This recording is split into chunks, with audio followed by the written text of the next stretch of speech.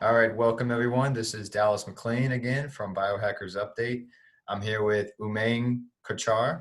Umang is the founder of Fitness Root Podcast and the sports community in India. He's got a very clear, consistent way of thinking. He prefers the stability and security and the conformity and tradition. So he's a cooperative guy. He looks for a win on all sides. He's one of those guys that's good at relating to people and has a good working relationship with everyone that he deals with. He's working on how to make sports events such as marathons like waste free. Very cool, exciting things. So we're very happy to have him with us here today. Umang, welcome. Thank you so much, Darius, for a lovely introduction. I'm pleasure to be with you. Awesome. We're glad to have you. We're glad to have you. Let us start by just kind of discussing what we just talked about in your introduction. But mostly I'd like to ask the question that kind of dives a little deeper about your personal mission, your goal in life. What is your ultimate thing that keeps you going, your ultimate drive, and how do you want to share that with the world? Okay. So I started my fitness journey 1 year back when I was in Mumbai. And ultimately, I found out that I was missing out in my fitness journey because I was focusing on my work. And, every time I used to just do a rat race, I was running behind money and I was not taking care of myself. One of a day, I suddenly realized that this is something I should focus on. And this is something, uh, I should learn and I should apply on my life. So I started running, and from running, I got to know what my end goal is, how I can make my life better. So my ultimate mission in life is to make every day count, every day worth, every day learn something new. It can be anything, right from making a small piece of bread at home or helping mom. Make every day count. So that's my ultimate mission. And also I have started working on waste management because that's something we should look for future generation. Of So course. I will be working and I will be helping people to reduce waste. That's great. That's great. And you're starting with looking at marathons, how to reduce the water bottle waste and everything else that comes along with that. Yes, and I'm very proud to say that I have impacted two of the events so far, and they were really happy, and they have done a collaboration with us so that they can learn more how they can reduce waste. That's great. That's really great. Thank you. I've always thought about that, with all those people at any of these events, and especially marathons where everyone's fighting for their health to breathe this fresh air while they're running.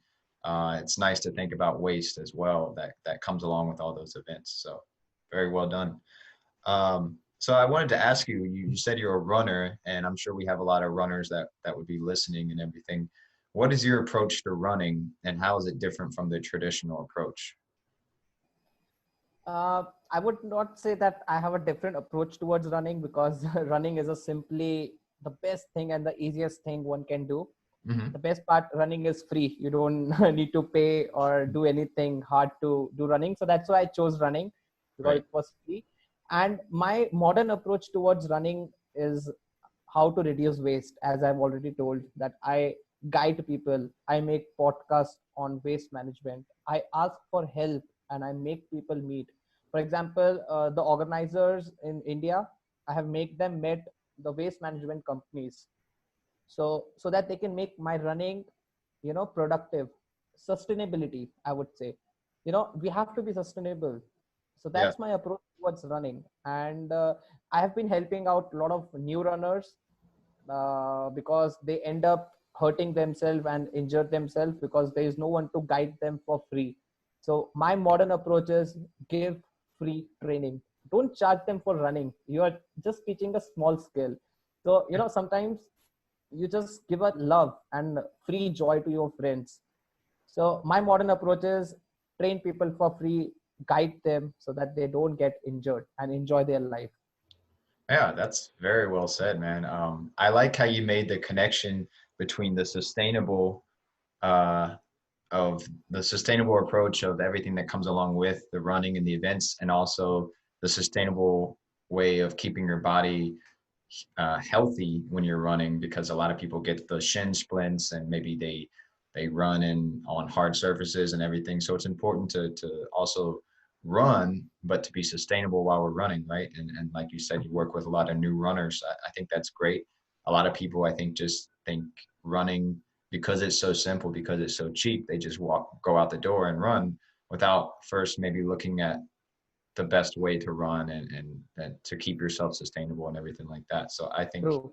I think that's a great approach that you have there, working with the new runners, and especially applying love to everything that you're doing with the teaching.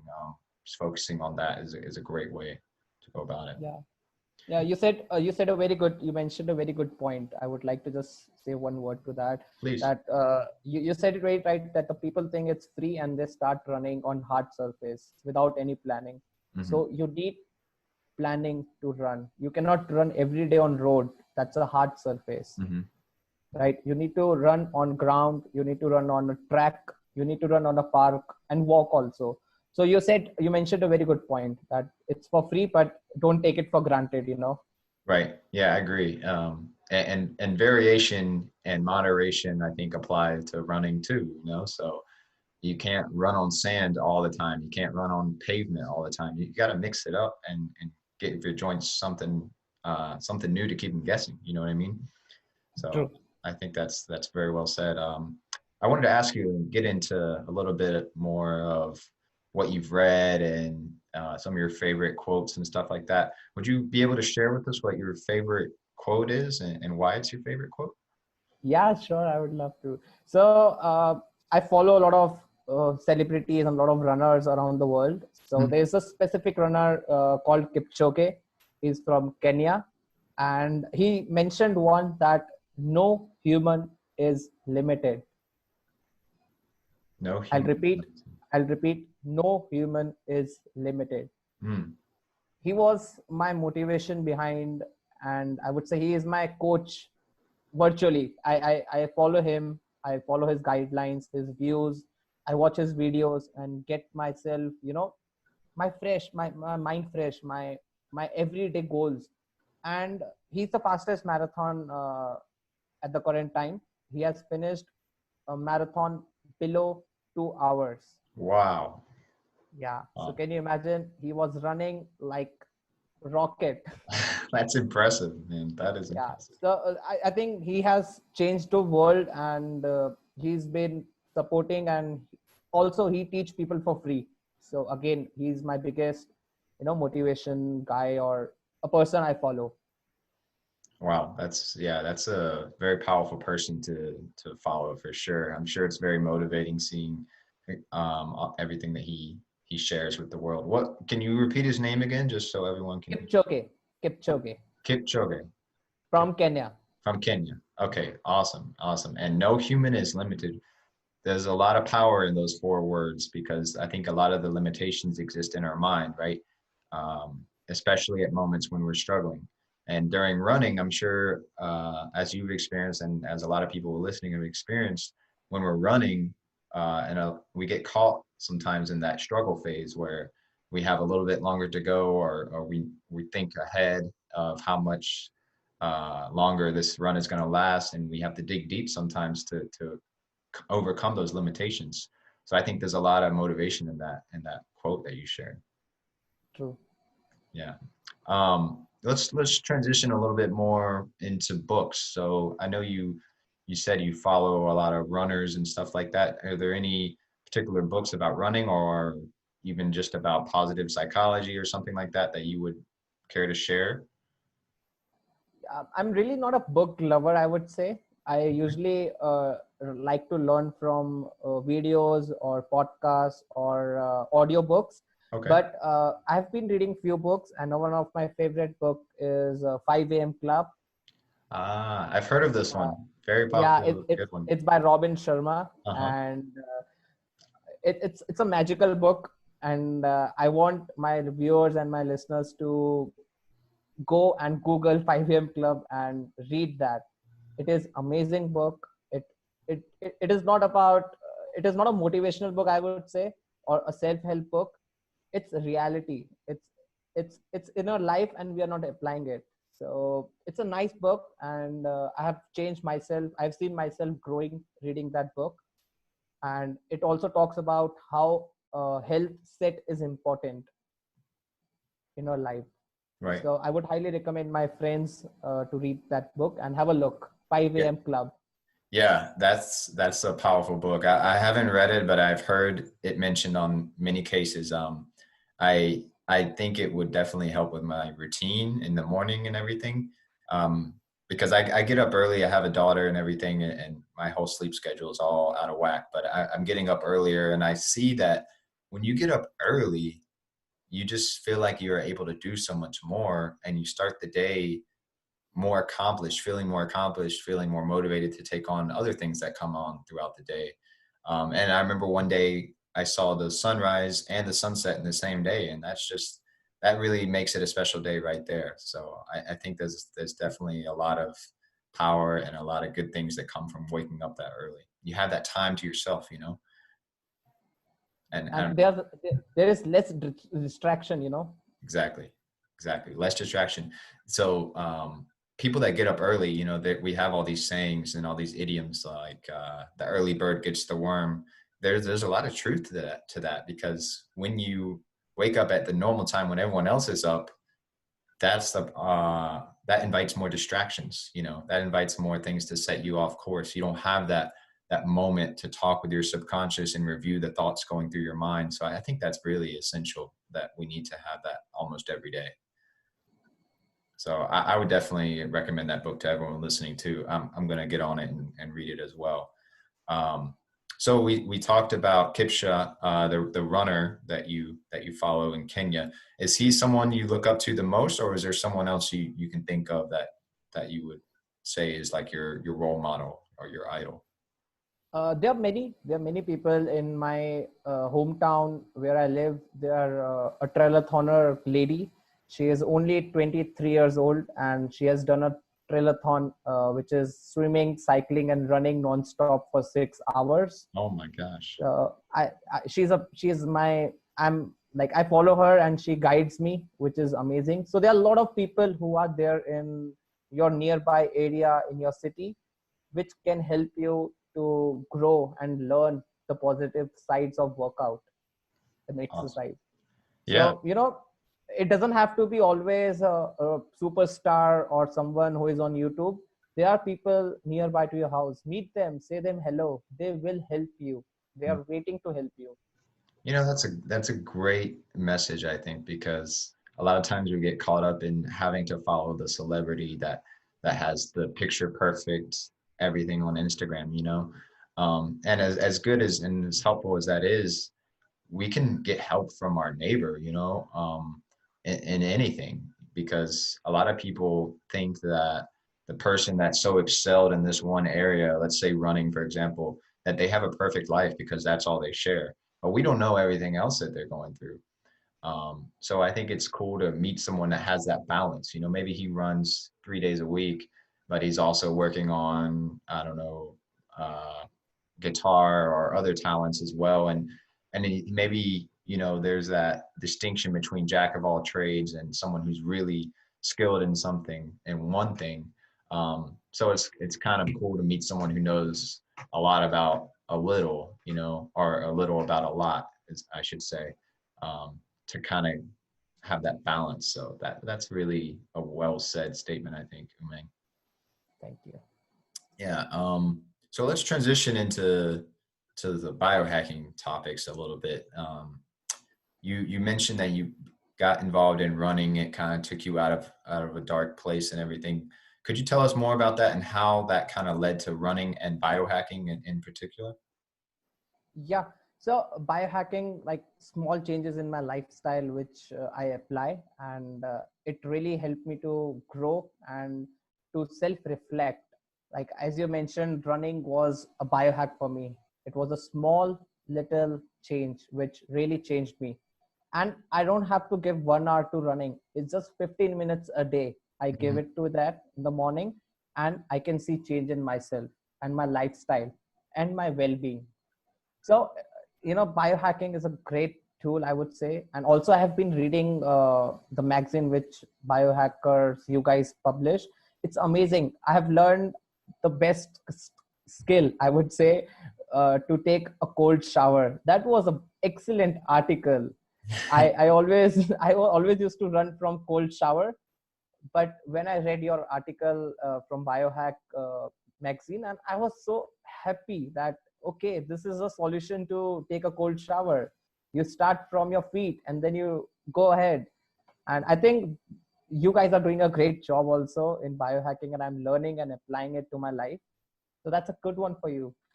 Well, thank you. Thank you. Yeah, we're all about just sharing the knowledge, like you said, sharing what we know with others is so important. And it's very nice to hear that you got some joy out of that article. Cold showers for me was definitely a hard thing to start, and I still have trouble sometimes not doing them. But man, they make you feel just so awake after, and so ready to take on the day. So I think that's really cool. Would you say that's one of your favorite biohacks, or I guess running would be more ideal as a biohack for you, but what are some of your other favorites, I guess? Yeah, in the recent time, cold shower is my biggest and the happiest moment. When I work out, I come home, I take rest for 15 minutes to cool down myself, and then I take a cold shower. Nice. And I think that's a good therapy for me, to just take a cold shower alone, silent, and just close my eyes and just think of a good day. So I think that's one of the good biohack I have learned from you guys, and I'm applying in my life. And there are also many biohacks which comes to my day-to-day life, which it's a small things like learning how to cook, or helping my mom with different styles, and helping my mom to grow her business in digital marketing.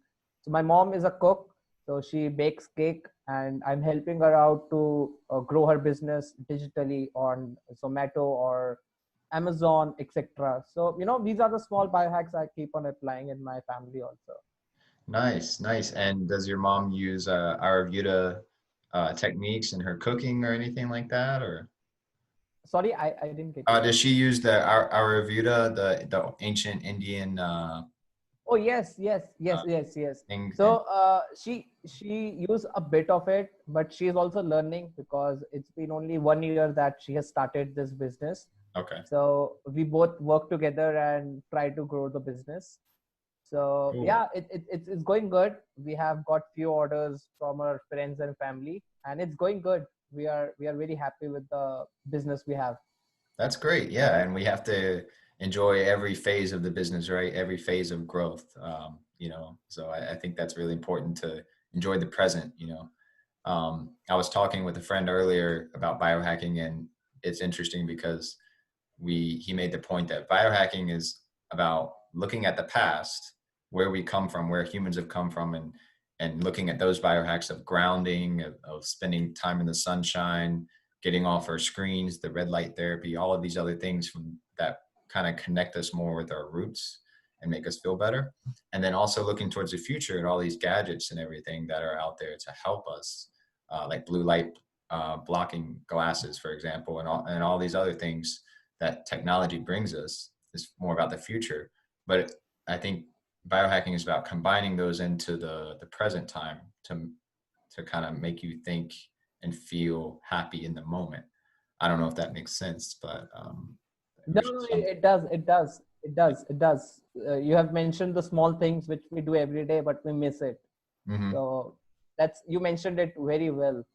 Oh, thank you, thank you. Yeah, it's just such a cool area to explore, and I think, like you said about the company, you guys are happy and everything. That's a great message, that tells you that you're doing something worthwhile. If you're happy and you're doing it, and even if it's small for a little bit before it gets amazingly big, it's important to focus on how it makes you guys feel. And I think that's a biohack too, because a lot of times we get lost in external things like money or popularity or whatever, and we don't look at the biohack of hacking our feelings and how this is making us feel. True. Yeah. So kind of staying on the topic of biohacks, if there was one thing, one simple element that you're kind of specialized in or that you've experienced that you could tell someone to add to their life or that would change them for the better, that would help make them a better person, what would it be and why? So one small biohack which I follow every day and which has changed me is wake up before sunrise. Before sunrise. Before sunrise and meet nature every day. Go for a walk, go for a cycle, go for running, even do yoga Hmm. or listen to Sadhguru or people who are there to give motivational or real life experience for 15 minutes before sunrise will make your day great. It's a great way to start your day on a positive mode. And rest all day, you won't be worried or you won't be, you know, unfocused. You will be focused on your work because you have started your day on a high note. So start your day on a high note. I like that. I like that. Very, very well said. So just to get into a little bit more specifics, how do you wake up? Like, what technique do you use to wake yourself up before sunrise? Okay, so it was not easy. First of all, it was really not easy for me to wake up early before sunrise. It took me 3 months of practice and practice. I used to sleep at 1 p.m., 1 a.m., sorry, and used to wake up at 5. So I was getting disturbed for 3 months, but I never gave up. I said, it's okay. It's 3 months. I have to learn and I will get used to it. So the biggest challenge I face is keeping my phone away from me before I go to bed. Because when I go to bed, I use my Instagram, my YouTube, my Facebook, and it goes for an hour, and I don't realize it. So I started keeping my phone limit time. It's on every phone. You can limit your time of phone use. So I have kept 10 p.m. as a limit. After that, my phone automatically gets shut. It doesn't get any calls or message or notification. Only alarm works. So this is the biggest win-win situation or win-win thing I have gotten myself from past 1 year now, and I have been really enjoying it. So that keeps me motivated and keeps me, used to wake up early. Awesome. Yeah, that's like you said, it's not easy to start a routine, but once you get started and everything and do it for a few days, it starts to become habitual. So that's great. Now, talking about the alarm, you said that's the only thing left on your phone. What kind of alarm do you have? Is it something very loud or is it a soft way to wake up? But just curious. So once I get used to waking up, earlier I was having a regular iPhone ringtone sound, to wake Mhm. up. But later when I started, adopting it, it was very normal for me to wake up before my alarm rings. So that was a good thing I have achieved so far, just waking up before your alarm and switching off your alarm before it rings. Yeah, And yeah, and sometimes like I have recently changed my ringtone to a soft music, the nature music of birds and flowers and air. So nice. which also gives me a good reason to wake up early. That's awesome. Yeah, kind of enters your dreams until it wakes you up. That's a beautiful way to do it. I was gonna say something about the alarm and everything. Technology, we kind of rely on it so much that we forget that we can and we have the ability to wake up before an alarm or without an alarm. And it's a beautiful thing when you look at your phone and you're like, oh man, turn off. I'm able to wake up on my own. You kind of can set a mental alarm by using your mental clock, and it takes a lot of practice. And I'm not someone who's an expert at this and who can speak to it really, but I just know that there's people that can do this, and it's a really remarkable thing to learn your body so much that you don't need to necessarily rely on the technology for everything. So It's never easy. It is not easy.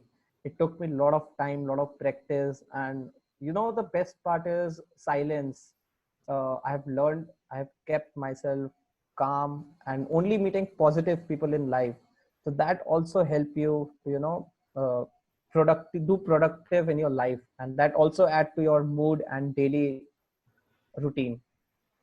Right. Yeah. And that's so important, we always have this routine and we try and make it better, but um, a lot of times we get caught up in just doing one thing and by doing that, we sort of dilute what we're already doing. So it's important to keep that balance of adding these new things that are helping, but not letting it disrupt what you're already doing that's good as well. Because everything that I think it was Steve Sims or someone who I was reading one time that said, remember that everything you bring into your life, that you invite into your life, it it can dilute other things in your life. It can make them harder to focus more time or pay more attention to.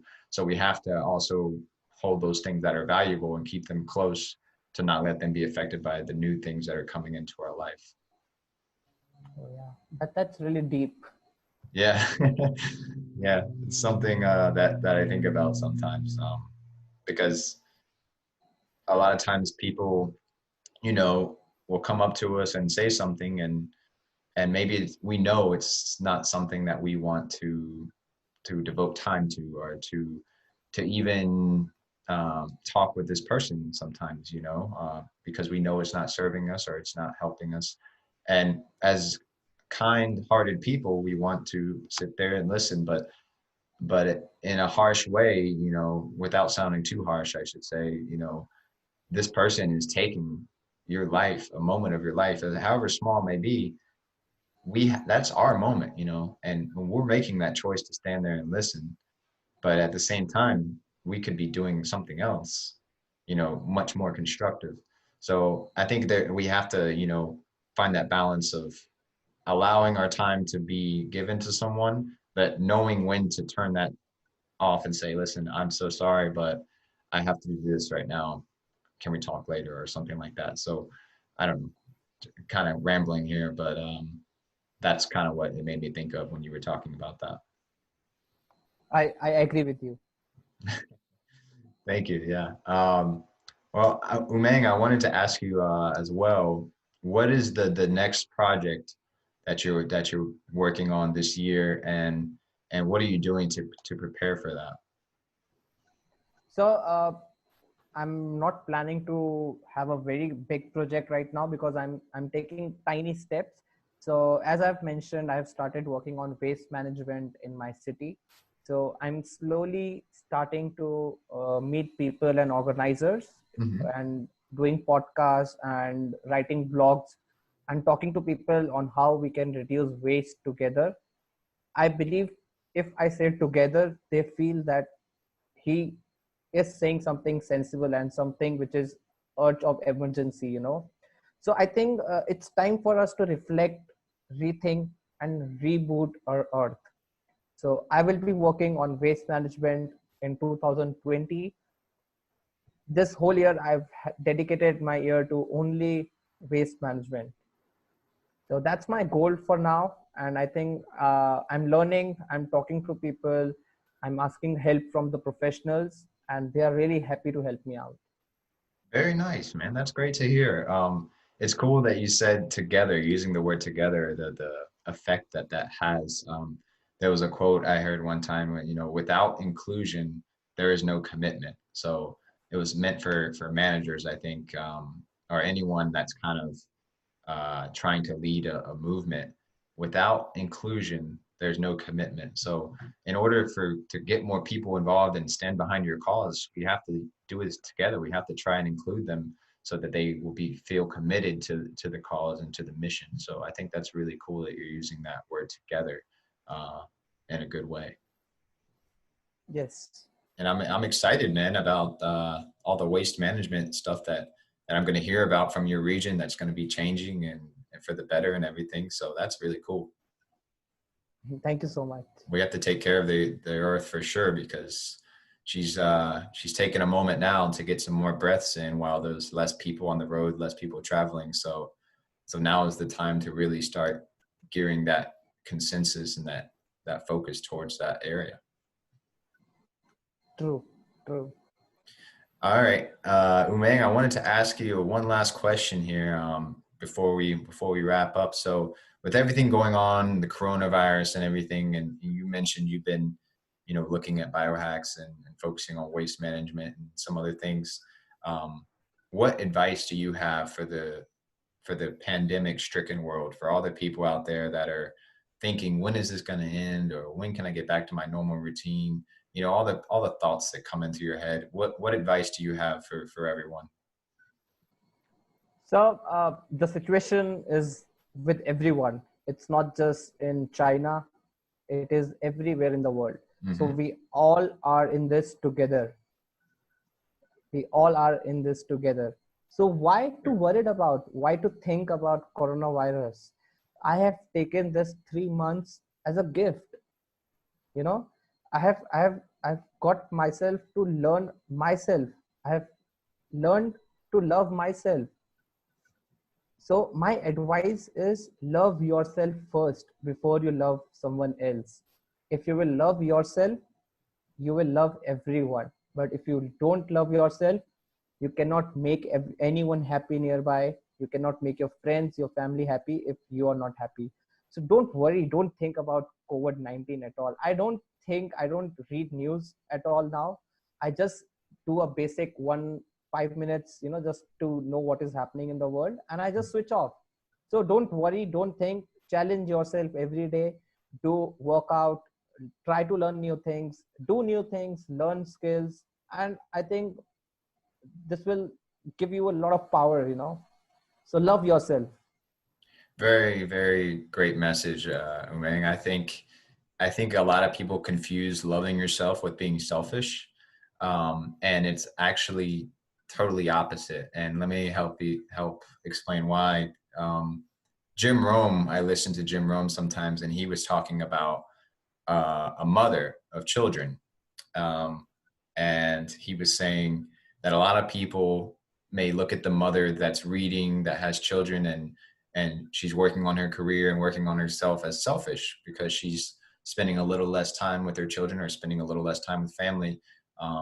But really, in reality, she has to work on herself so she can be the best version of herself when she's with her children and when she's with her family. So in the same way, you're talking about these 3 months working out and loving yourself and reading and doing all these constructive things to learn to love yourself and know yourself, essentially. This act of loving yourself is not selfish because it's making you be the best person to others, because now you're this person that is walking with more knowledge and walking with more health to share to the world. And I think that's a beautiful thing. When we learn to love ourselves, when we invest in ourselves, we are able to share this message more with the world so that they can become better people as well.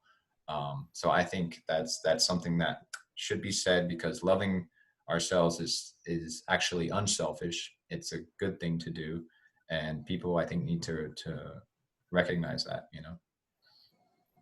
Yes, I couldn't agree more than what you said.